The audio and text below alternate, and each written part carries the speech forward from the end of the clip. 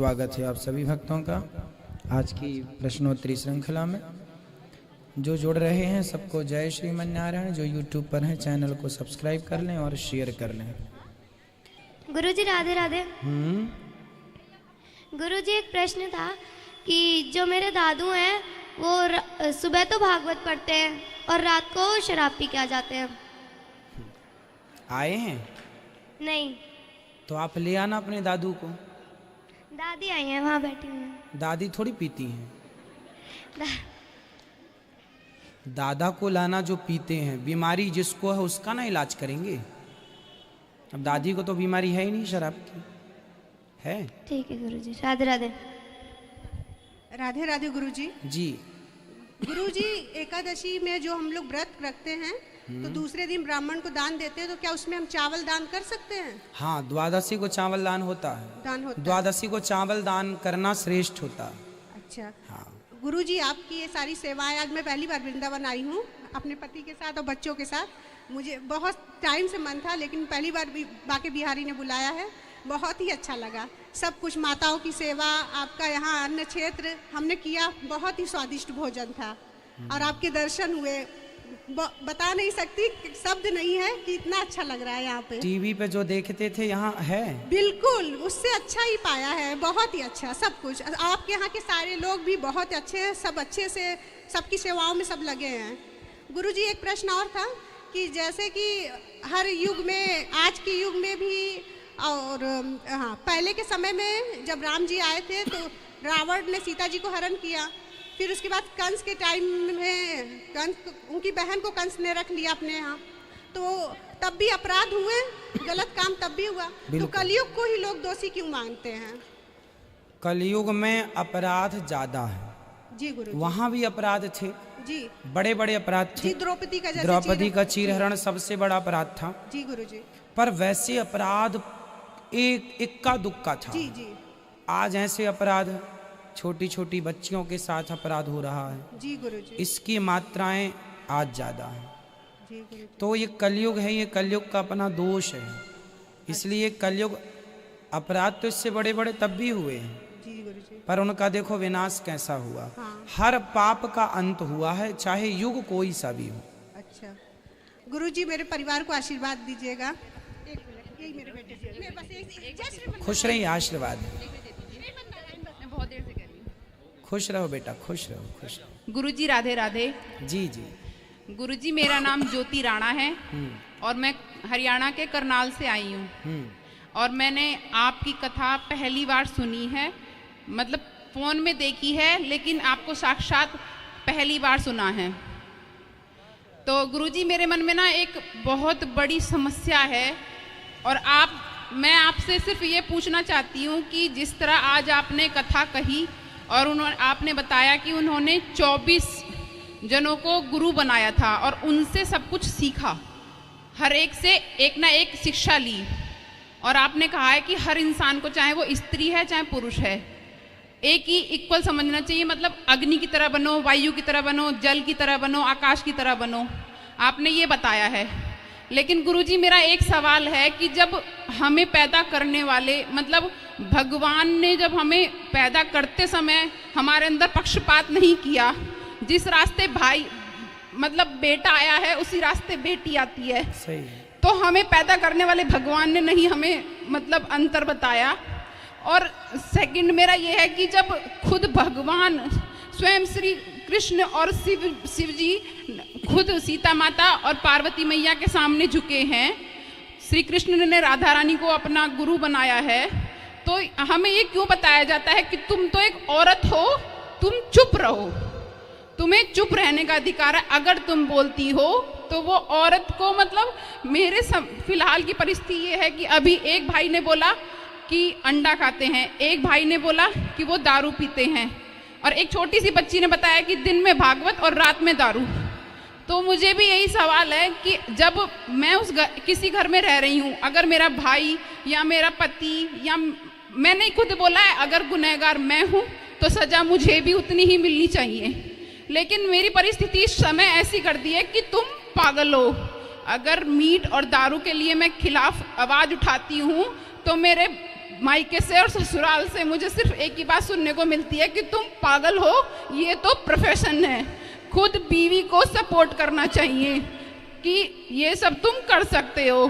क्या गुरुजी अभी तक की मैंने जो आपसे बात की है उसमें आपको लगा है कि मैं पागल हूँ, या मुझे किसी तांत्रिक की या किसी डॉक्टर की जरूरत है?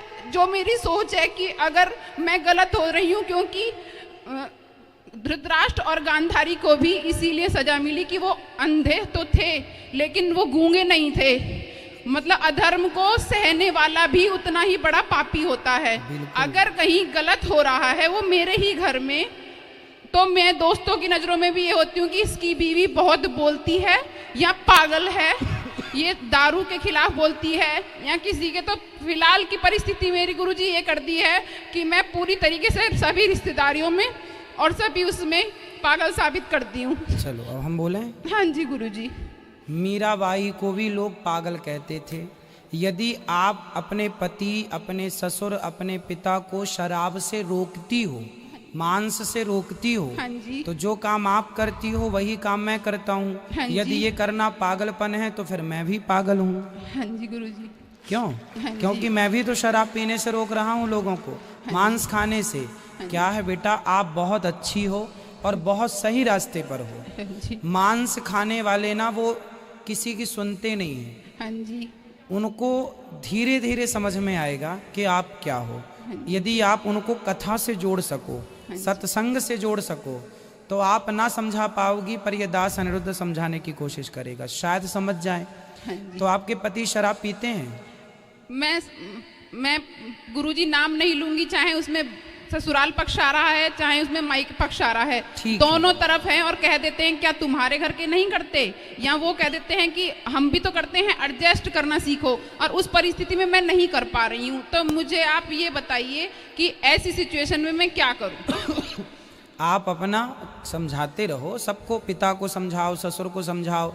कल को आपकी आने वाली पीढ़ी शराबी ना बन जाए, कल को आने वाले बच्चे आपके गलत रास्ते पर ना चले जाएं। इसलिए जो गलत है उन्हें ठीक करने की कोशिश करना चाहिए। और मांस खाना, शराब पीना ये सही नहीं हो सकता। और आज तक का इतिहास गवाह है कि जो सत्य की और धर्म की आवाज़ उठाया है, अज्ञानी लोगों ने उसे पागल घोषित इसलिए करने की कोशिश की ताकि इसका भी मुंह बंद हो जाए, ये आवाज़ ना उठाए। पर सत्य तो इस झूठ से कहीं ज़्यादा पावरफुल होता है, इसलिए सत्य को बुलंद रखना चाहिए, है ना। और आपसे मेरी प्रार्थना रहेगी कि आप अपने परिवार के दोनों परिवार, ससुराल पक्ष, मायके पक्ष, दोनों को यहाँ लाओ, हमसे बात कराओ। जो पीते हैं, खाते हैं, उनसे उनको बोलो कथा सुने, उनको लाओ। जब सत्संग से जुड़ेंगे तो कुसंग छूटेगा, सत्संग से नहीं जुड़ेंगे तो सारी जिंदगी कुसंग में रहेंगे। और आप सही हो, कोई पागल वागल नहीं हो, ठीक है। राधे राधे गुरुजी जी, चरण स्पर्श। खुश रहिए गुरुजी। हमारा ये प्रश्न है, सब लोग कहते हैं कि सुहागन स्त्रियों को तुलसी की माला नहीं पहनना चाहिए, सही या गलत है? भाई, वृंदावन में तो अंग्रेजन भी आकर के पहन रही हैं, मांग भर रही हैं तुलसी की माला। विदेशी लोग सनातन संस्कृति को कितना अच्छे से जान रहे हैं, और हमारे अपने लोग बताइए कितना अज्ञान में जी रहे हैं। जी, तो गुरुजी कुछ गांव के लोग या औरतें बोलती हैं, कुछ कहने लगती है सुहागन स्त्रियों को माला नहीं पहननी चाहिए। सबको पहनना चाहिए, बोले सुहागन को तो और अच्छे से पहनना चाहिए। और गुरुजी एक और सवाल है, सब लोग कहते हैं लड्डू गोपाल की ज्यादा पूजा नहीं करते, क्योंकि जो ज्यादा पूजा करते हैं उसके वो भगवान औलाद नहीं देते, क्योंकि वो समझते हैं हमारी माँ है तो हम इसको औलाद नहीं देंगे। बता, कौन कह रहा था ऐसा? ऐसा सब सर गाँव में बोलते हैं। हाँ, तो गांव के लोग, आपके यहाँ और कोई काम नहीं है उल्टा सीधा बोलने के? इसलिए हम आप ही से पूछे कि ये सर गलत है या सही है? बिल्कुल, ये सब गांव वालों को बोलना, कथा सुना करें, हाँ। है ना। ये दिन भर कुछ लोग प्रपंच करते रहते हैं, तो प्रपंच में उल्टे ही सीधा खुद कुछ करेंगे नहीं, दूसरा कोई कर रहा तो उल्टा। देखो कितना अज्ञान फैला रहे हैं लोग। आप बोलना, सब कथा सुना करो। इसीलिए तो हम आपसे बोल रहे हैं सर, 2 लाइन बोलना चाहते हैं सर, बोल सकते हैं गुरुजी? बिल्कुल बोल लो। हाँ। अगर आपके यहाँ आप बोले हमें अनुदेश आचार्य जी के यहाँ जान, सबको कि बड़ी भक्तन हो तुम, तो वहाँ जाती हो, वो तो ऐसे है वैसे है, हम नहीं, वो तो अच्छे है, हमें तो जा रहा है, सब कुछ मना करता है। इसीलिए हम गुरुजी आपके लिए 2 लाइन बोलना चाहते हैं। बोलो। जो सुनते हैं, जो गुरु की निंदा करते हैं। बोलो। भटकना उनकी आदत है, वो कभी घर नहीं पाते, जिस तरह गूंगे गीत का स्वर नहीं पाते। लिखा है इतिहास में भगवान से बढ़कर गुरु होते। लिखा है इतिहास में भगवान से बढ़कर गुरु होते। गुरु निंदा जो करते हैं वो सागर पार नहीं पाते। गुरु निंदा जो करते हैं वो सागर पार नहीं पाते। वाह, बहुत सुंदर सुंदर। राधे राधे गुरु जी। खुश रहो। गुरु निंदा कभी नहीं करनी चाहिए। राधे राधे गुरु जी। जी, आपके चरणों में कोटि कोटि प्रणाम। खुश रहिए। महाराज जी, मैं आपके कथा सुन रहा हूँ सर एक साल से, और मेरे जीवन में बहुत परिवर्तन आया है। और पहले मैं भगवान भी अगरबत्ती भी नहीं लगाता था, वो पूजा पाठ भी नहीं करता था, लेकिन एक साल से आपकी कथा सुन के मेरे जीवन में बहुत परिवर्तन आया है। और क्या कहूँ कि ये महीना मैं अब इंदौर पालदार से रहने वाला हूँ मैं, और कभी सोचा नहीं था कि मथुरा आऊँगा और बाके बिहारी वो सबका दर्शन करूँगा, पर लेकिन ईश्वर की ऐसी कृपा रही। जो व्यक्ति अगरबत्ती नहीं लगाता था, पूजा पाठ नहीं करता था, मतलब मंदिर भी नहीं जाता था, मतलब दुकान पे आता था बस और शटर खोली और काम चालू करता था, और लेकिन भगवान में आपकी कथा सुन के ऐसा मन लगा है कि आनंद में हो गया है मन पूरा। सदा खुश रहिए, प्रसन्न रहिए। बेटा यहाँ ले आना माइक, बहन को बात करा के फिर यहाँ आगे ले आना। राधे राधे। जो YouTube पर जुड़ रहे हैं चैनल को सब्सक्राइब करते रहेंगे और शेयर कर लेंगे। फटाफट शेयर कर लीजिए और सब्सक्राइब कर लीजिए। जी राधे राधे महाराज जी। बोलिए। महाराज जी राधे राधे। राधे राधे। मेरा नाम अंजू त्यागी है और मैं नारंगपुर गांव से आई हूँ, बेरठ नारंगपुर गांव से, और मेरे हस्बैंड भी मेरे साथ में आए हैं।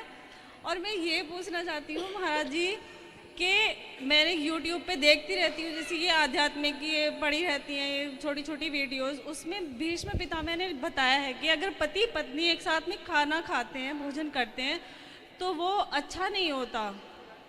क्या ये सही है?